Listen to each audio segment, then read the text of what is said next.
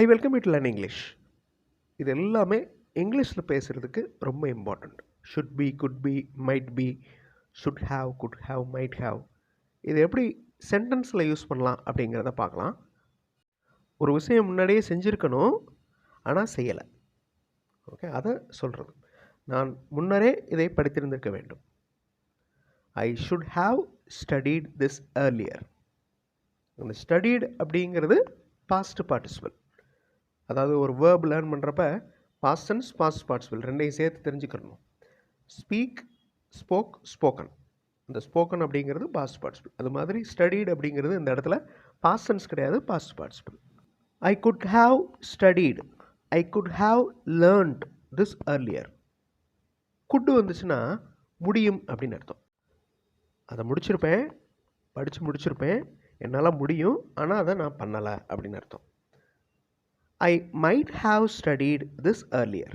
ஸ்டடீடுக்கு பதிலாக learned. I might have learned this earlier. நான் முன்னாடியே இதை படிச்சிருந்திருக்கலாம், ஆனால் நான் படிக்கலை. டிஃபரன்ஸ் பார்த்துருப்பீங்க.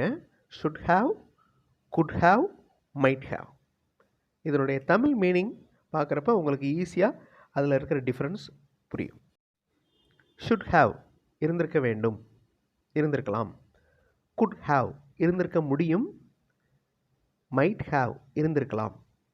எல்லாமே இந்த could have, should have, might have எல்லாமே ஒரு விஷயம் செஞ்சுருக்கலாம், பண்ண முடியும், ஆனால் பண்ணலை, அந்த மீனிங் தான். கீழே இருக்கிற 3 செட் பாருங்கள். Should be, could B, might be. Beena இருக்கிறது, ஷுட் பி கண்டிப்பாக இருக்கணும், குட் பி இருக்க முடியும், மைட் பி இருக்கலாம். இங்கிலீஷில் பேசுகிறப்ப நிறைய சென்டென்சஸ் இதை யூஸ் பண்ணி தான் இருக்கும். இப்போ இந்த சைடு இங்கிலீஷ் சென்டென்சஸ் கொடுத்துருக்குறேன், அதர் சைடு தமிழ் சென்டென்சஸ் கொடுத்துருக்குறேன், ஆனால் ஷஃபில் பண்ணியிருக்கிறேன். இதை நீங்கள் கரெக்டாக மேட்ச் பண்ணணும். He might do this. அதுக்கு நேராக இருக்கிற சென்டென்ஸ் தமிழ் சென்டென்ஸ், சரியான டிரான்ஸ்லேஷன் கிடையாது. ஸோ வீடியோ பாஸ் பண்ணிக்கோங்க. பாஸ் பண்ணிவிட்டு கரெக்டாக தமிழ் வாக்கியங்களை இங்கிலீஷ் சென்டென்சஸோட மேட்ச் பண்ணுங்கள். We should stop. நாம் நிறுத்த வேண்டும். இந்த ஷுட் அப்படிங்கிறது கண்டிப்பாக, கட்டாயமாக அப்படிங்கிற meaning. We should stop. We might have come. நாம் வந்திருந்திருக்கலாம், ஆனால் வரல. We might have come.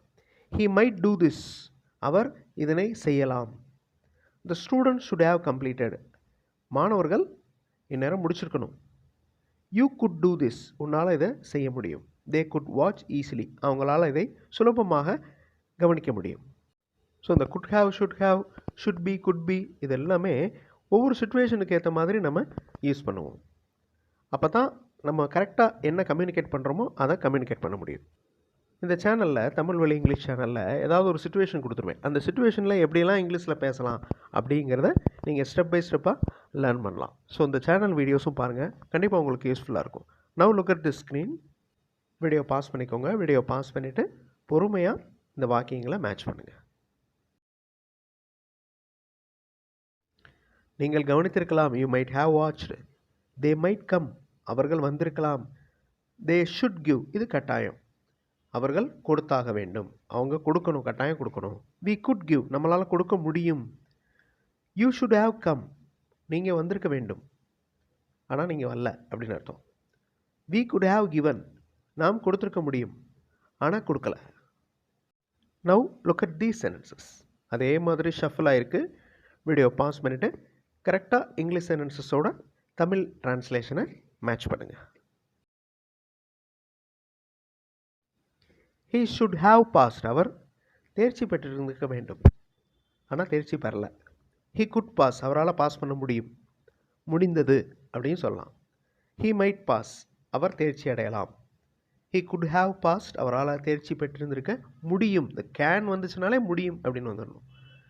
அதாவது எபிலிட்டியை குறிக்குது.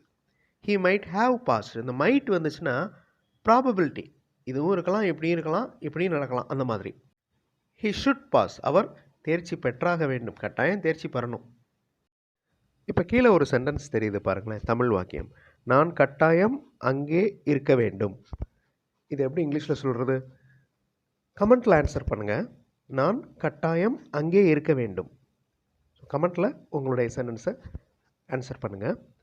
அடுத்தடுத்த வீடியோஸில் இன்னும் நிறையா இன்ட்ரெஸ்டிங்கான கிராமர் எக்ஸ்ப்ளனேஷன், இன்ட்ரெஸ்டிங்கான எக்ஸசைஸோடு பார்க்கலாம். தேங்க்ஸ் ஃபார் வாட்சிங் and thanks for your valuable comments.